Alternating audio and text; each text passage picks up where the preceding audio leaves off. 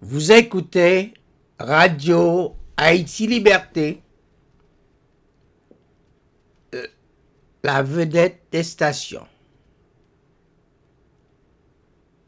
Mesdames et messieurs, bonsoir et bienvenue à notre programme Cause Pep Caplité.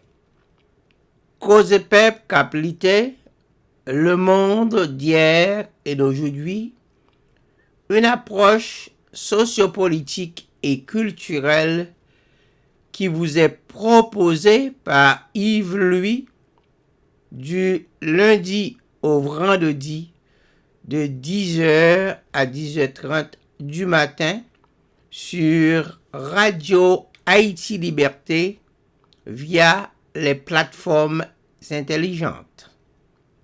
Nous vous souhaitons d'ores et déjà une bonne audition. Mesdames et messieurs, accordez-nous 30 minutes et vous découvrez désormais un nouveau monde dans toute sa beauté, sa laideur et sa complexité. Cause et peuple, caplité, le canon du présent et du vécu, votre rendez-vous avec l'histoire. Nous saluons vivement nos amis et fervents auditeurs et le peuple haïtien en particulier. Et maintenant, l'éditorial. L'urgence du moment,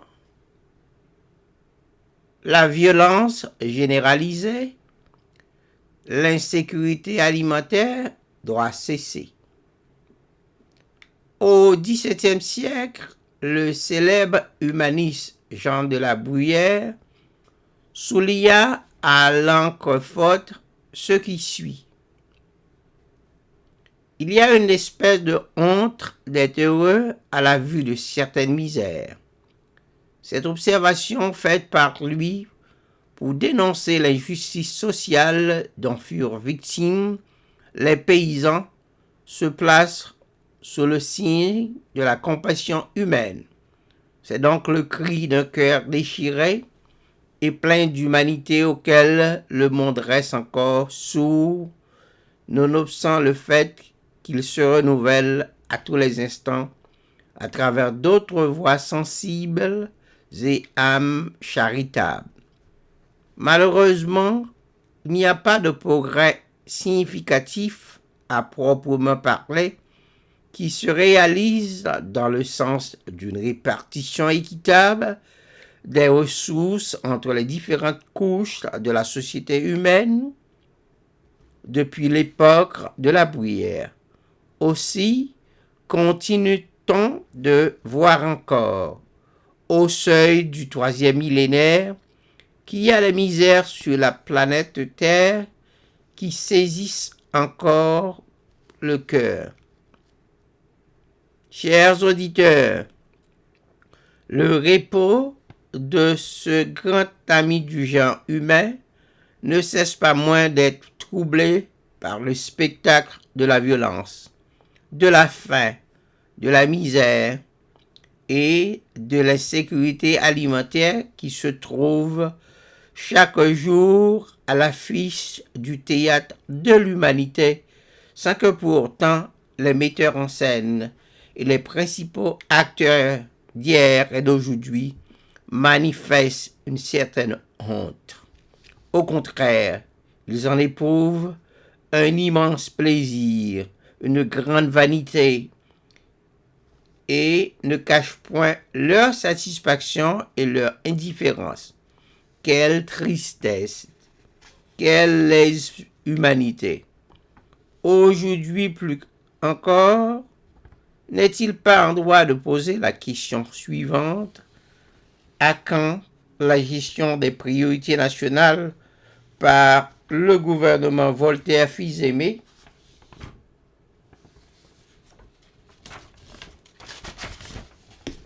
Plus de 5600 personnes tuées par la violence des gangs en 2024, selon les chiffres des Nations Unies.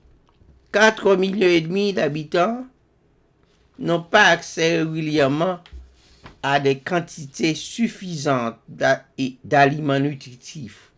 Haïti, depuis des décennies, a développé une forte dépendance alimentaire vis-à-vis de l'étranger.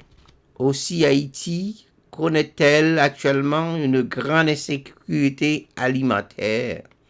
Et pour cause, mesdames et messieurs, le secteur de l'agriculture s'est considérablement affaibli, voire anéanti.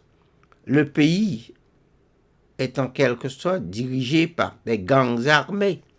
Le peuple haïtien ne sait à quel saint s'œuvrer. Déjà, depuis 1885, le grand Louis-Joseph Janvier, se basant sur ses observations de la réalité du milieu rural, prévoyait des perspectives douloureuses pour l'avenir du pays. La structure agraire, le renforcement du latifondisme condamne Haïti à avoir le sort de l'Irlande, c'est-à-dire être une gueuse avec des paysans exploités.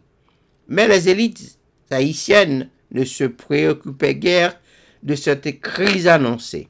Aussi devons-nous souligner ici, pour l'histoire, que dans les années 1920-1930, Jean Price-Mas, à la vocation des élites et à travers ses conférences dans les grandes villes du pays, a essayé d'alerter les classes dirigeantes et dominantes d'Haïti sur leurs responsabilités face à l'abandon du milieu rural et les menaces de crise grave qui s'annoncent pour notre pays. Cependant, ces différents avertissements n'ont pas mis un cran d'arrêt à la double attitude des responsables politiques et des élites économiques du pays. Pour terminer, nous emprunterons les arcanes du grand philosophe des Lumières, Jean-Jacques Rousseau, qui parlait autrefois en ces termes: le premier qui, ayant enclos un terrain, s'avisa de dire ceci est à moi et trouva des gens assez simples pour le croire, fut le fondateur de la société civile. Que de crimes, que de guerre, que de crimes, que de guerre, de meurtres, que de misère et d'horreur n'eût point épargné aux gens humains celui qui, arrachant les pieds ou comblant le fossé, eût crié à ses semblables: gardez-vous d'écouter cet imposteur, vous êtes perdus si vous oubliez que les fruits sont à tous et que la terre n'est à personne. Plus que jamais, il faut combattre les ennemis de la patrie qui sont à la tête du Conseil présidentiel de transition. Population Carrefour, jouette pour nous. Peuple Belay, jouette pour nous. Citoyens en Cité Soleil, jouette pour nous. Peuple Raboto, jouette pour nous. Moun Cité Solino, jouette pour nous. Moun Cité Soleil, jouette pour nous.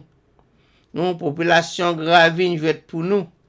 Si pas gen recelè, pas gen volè. Si pas gen recelè, pas gen kidnappé. Si pas gen recelè, pas gen criminel. La comédie de mauvais goût doit cesser. Telle est l'urgence de l'heure. Mesdames et messieurs, notre programme touche à sa fin. Merci de l'avoir suivi jusqu'à cette dernière minute. Le temps vole et nous emporte malgré nous. Nous avons beau vouloir le retenir, mais c'est lui qui nous entraîne. Il faut qu'on se sauve. Allez, faites du bien et tenez-vous bien d'ici là. Ici, votre serviteur de toujours, Yves Louis.